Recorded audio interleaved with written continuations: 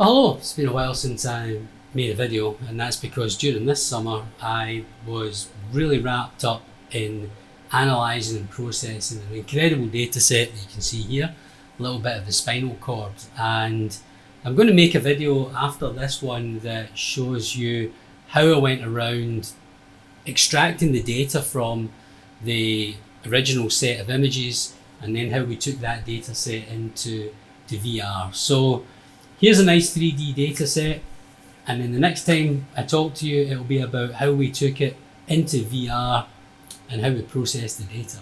Hope you enjoy this one.